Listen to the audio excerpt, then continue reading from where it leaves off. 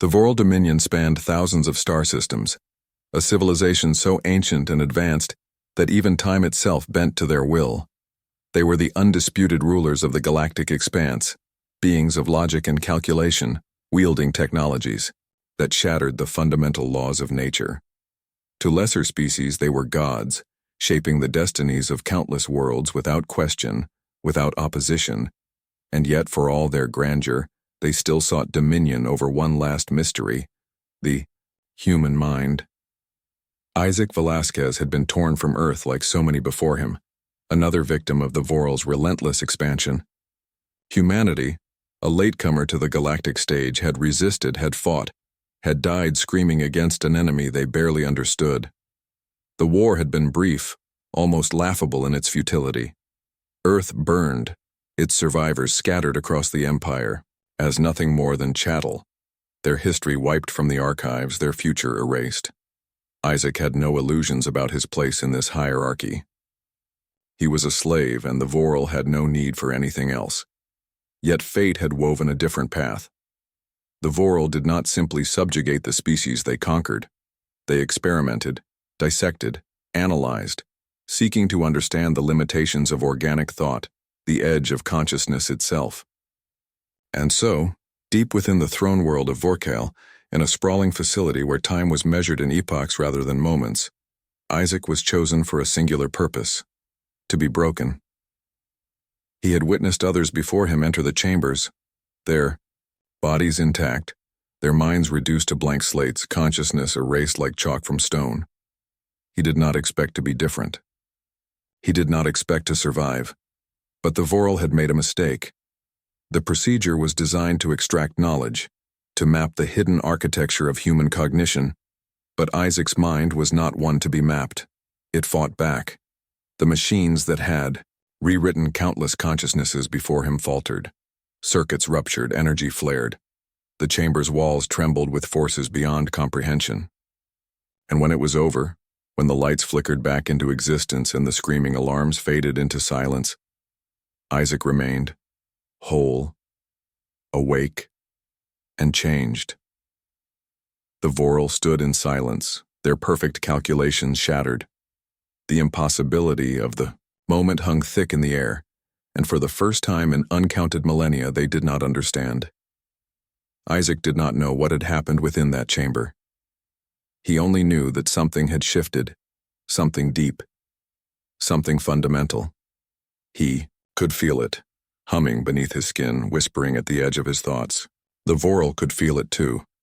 They looked upon him not as a slave, nor as a failed experiment, but as something else. Something older. Something that should not exist. And in that moment the whispers began, not in defiance, not in anger, but in reverence. The slaves in the lower chambers heard first, rumors passing like wildfire, spreading through the veins of the empire, to the highest towers of the Vorl elite. The impossible had happened. A human had endured what none had before. He had walked through the void and returned unchanged. No, not unchanged, ascended. The Vorl had created slaves, and in doing so they had created a god. The echoes of that moment never faded. The Vorl, creatures of certainty and control, found themselves standing at the precipice of something they could neither explain nor command. Isaac was no longer an experiment, no longer a subject to be studied. He was an anomaly that defied reason, and for the first time in their history they hesitated. The ruling caste convened in whispered councils, debating the nature of what they had wrought. The theologians and scholars, once relegated to the fringes of Vorl society, now found themselves at the center of a crisis that stretched beyond science. Some believed Isaac was an aberration, an accident of biological resilience that needed to be destroyed before it could spread. Others saw him as a revelation, proof that the old myths were more than metaphor, that the lost entities who had once shaped the galaxy had left behind more than just ruins. And then there were the few, those who knelt before Isaac, whose binary hearts trembled with something they could not articulate. Reverence. Isaac himself was less certain. He felt no different, and yet he knew something within him had shifted. When he closed his eyes, The hum of the great ship that housed him did not fade, but instead grew clearer. He could sense the data streams flowing through the walls, the pulsing energy of the Vorl infrastructure bending, waiting, listening. It started with the simplest of thoughts. He envisioned the collar around his neck unclasping, and in a whisper of energy, it did. The guards posted outside his cell did not react. They remained still as if frozen in time, unseeing, unknowing. When he stepped forward, the doors parted before him as if obeying an unspoken command. Isaac was no longer an experiment, no longer a subject to be studied. He was an anomaly that defied reason, and for the first time in their history they hesitated. The ruling caste convened in whispered councils, debating the nature of what they had wrought. The theologians and scholars, once relegated to the fringes of Vorl society, now found themselves at the center of a crisis that stretched beyond science. Some believed Isaac was an aberration, an accident of biological resilience that needed to be destroyed before it could spread. Others saw him as a revelation, proof that the old myths were more than metaphor, that the lost entities who had once shaped the galaxy had left behind more than just ruins. And then there were the few, those who knelt before Isaac, whose binary hearts trembled with something they could not articulate. Reverence. Isaac himself was less certain. He felt no different, and yet he knew something within him had shifted. When he closed his eyes, the hum of the great ship that housed him did not fade, but instead grew clearer. He could sense the data streams flowing through the walls, the pulsing energy of the Vorl infrastructure bending, waiting, listening. It started with the simplest of thoughts. He envisioned the collar around his neck unclasping, and in a whisper of energy it did. The guards posted outside his cell did not react. They remained still, as if frozen in time, unseeing, unknowing. When he stepped forward, the doors parted. Before him, as if obeying an unspoken command, he did not flee. There was nowhere to go. Instead, he walked deeper into the heart of the city ship, past the factories where molten metal was shaped into war machines, past the chambers where lesser species toiled under watchful Vorl overseers. They saw him. They gasped. They fell to their knees. Isaac spoke, and his voice carried without sound. The chains binding their wrists released. The doors leading to the outer deck slid open, revealing the stars beyond. The Vorl responded with fear. The ruling caste, their careful balance of power unraveling, issued an emergency directive: containment at all costs. Armored sentinels descended. From the heights of the palace spires, their energy weapons pulsing with power. They did not speak, for there was nothing to say. The first shot was fired, a crack of blue lightning searing through the air. It stopped inches from Isaac's chest, held in place by an invisible force. The sentinels hesitated, confused. Another shot, another, until the air blazed with a storm of energy. But nothing reached him. The power bent, warped, coiled in on, itself feeding back into the weapons that had unleashed it. The sentinels collapsed as their own technology betrayed them. The slaves saw. They understood. The Vorl, their gods of logic and conquest, had created something they could not control. And so the first whispers of a name took root. Not Isaac, not slave. Something else. Something divine. The Vorl had long since abandoned their gods, but now it seemed one had returned. The fracture within the Vorl Dominion widened, spreading like a silent plague through the corridors of power. The ruling caste, once unified in absolute certainty, found themselves divided, their empire trembling, under the weight of an unanswerable question. Was Isaac a threat, or was he salvation? The scholars of the old faith, those who had clung to myths whispered in the shadows, proclaimed him as the flesh-bound echo, a vessel of something far older than the Dominion itself. The military elite saw something far simpler, a singularity of chaos, a disruption that had to be purged before it unraveled everything they had built. Isaac, meanwhile, found himself standing at the precipice of something he could barely comprehend. The power within him was not conscious, not something he wielded with intent. It simply responded. The walls of the great city ship whispered their blueprints into his mind. The sentinels that marched against him faltered before they could raise their weapons. The very stars beyond the observation deck seemed closer, more familiar, as though they had always been waiting for him to return. And yet, despite all this, he was no conqueror. He did not seek war, nor did he desire the power they feared in him. But history had never been kind to those who stood between gods and their followers. The first uprising began within the slave barracks, a revolt not of weapons but of belief. The enslaved species of the Dominion, long beaten into submission, rose not with the hope of victory but with the certainty of inevitability. They no longer feared death. They no longer saw themselves as lesser. They had a god now. The Vorl struck, back with ruthless precision. The streets of Vorkyle, once a sterile expanse of order, became a war zone. Towering structures crumbled under the weight of orbital bombardments. Millions perished, their bodies erased by the very gods they had worshipped for centuries. But still, they fought. Isaac walked among them, untouched by the destruction, his presence an anchor in the storm. His whispers reached the dying, easing their pain. His thoughts extended beyond flesh and steel, bending the very fabric of the city ship to his will. The Vorl generals, desperate and cornered, turned to a final solution. If they could not kill him, they would erase him.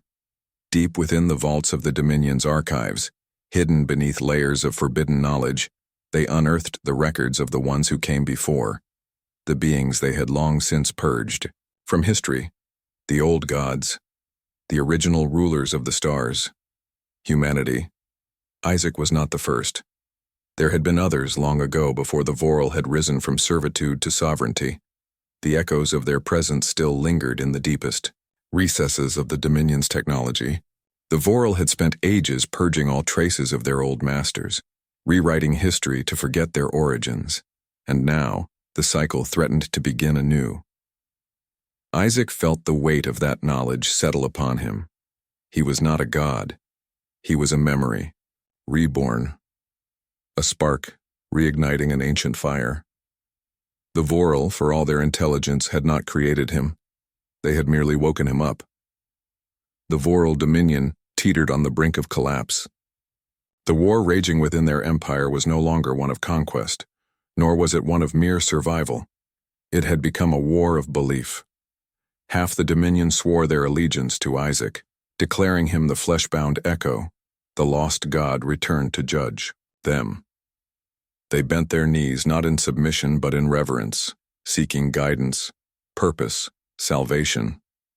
The other half, the ruling elite and their most devout followers, saw only an aberration, a mistake that needed to be erased before it consumed everything they had built, and so the final confrontation began. Isaac stood at the heart of the Dominion's greatest stronghold, a celestial construct known as the Throne of Creation, a space-bound city the size of a moon, where the Vorl's power had been concentrated for millennia. Here, within its core, lay the God Forge, an ancient relic left behind by the ones who had ruled before. It was the last remnant of the true architects of the Dominion, the final link between the past and the present. Isaac was drawn to it, though he did not understand why. The Vorl Supreme, the last ruler of the old order, stood between him and the God Forge, clad in an exosuit crafted from the very laws of physics themselves. The battle that followed was not fought with weapons nor even with power. It was fought with will, with the very essence of existence. Every force in the universe bent to their struggle.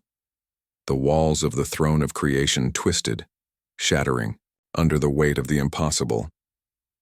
Time itself slowed and sped in uneven bursts, reacting to the raw, uncontained energy that clashed between them. The Supreme fought not with hatred, but with desperation. The Vorl had risen from nothing, from servitude, from weakness. They had defied their creators once before, and now they faced that old specter again, wearing the flesh of a human, demanding they kneel once more. Isaac did not fight for dominance. He did not fight for vengeance. He fought to end the cycle.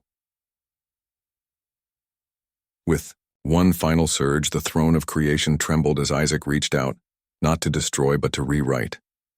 He did not claim the power of the Godforge for himself. He did not seek to rule in the place of those who had come before.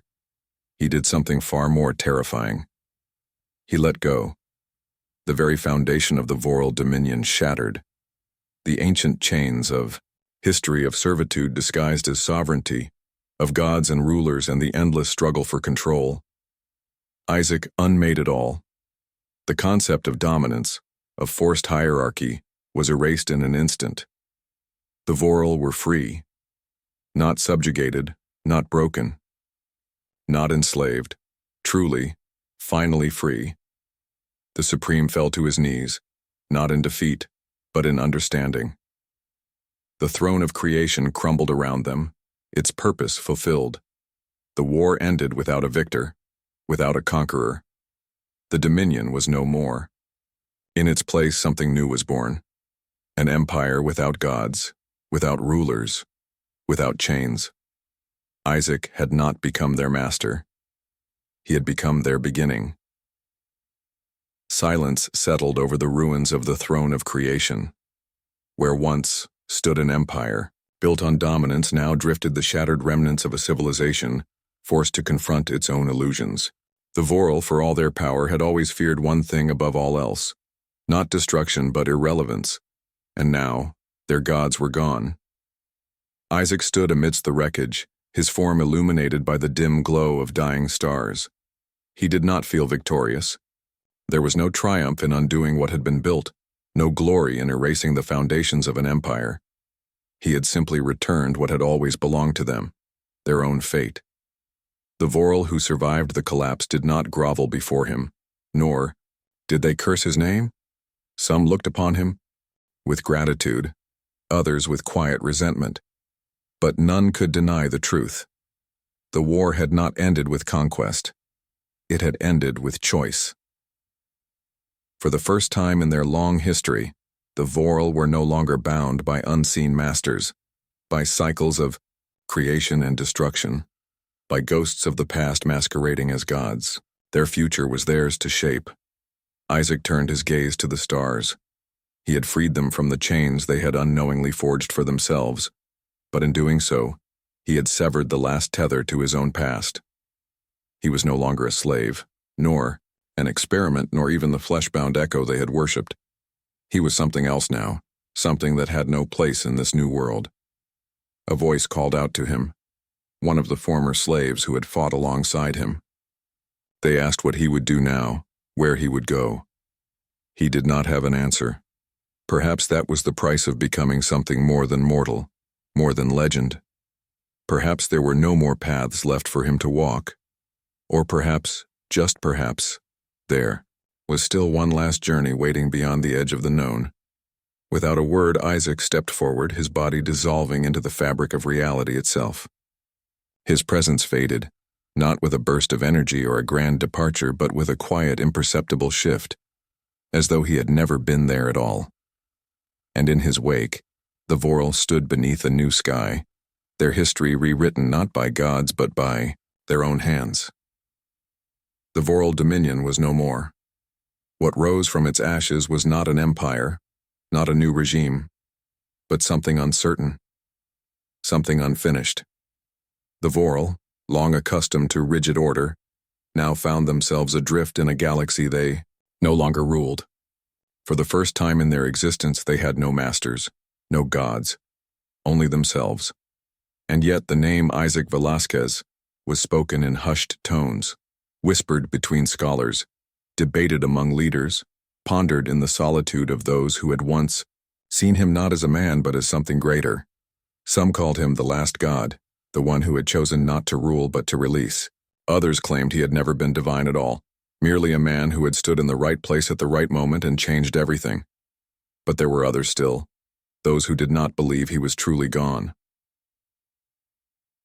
In the cold abyss beyond the last fringes of the known galaxy, where even the Vorl had never dared to tread, sensors on an unmanned outpost flared to life.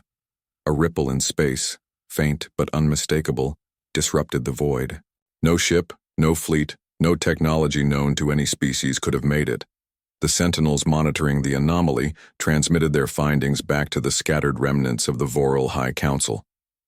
The signal pulsed, not in static, not in randomness, but in rhythm. A heartbeat, a pattern known only to one. Isaac had left.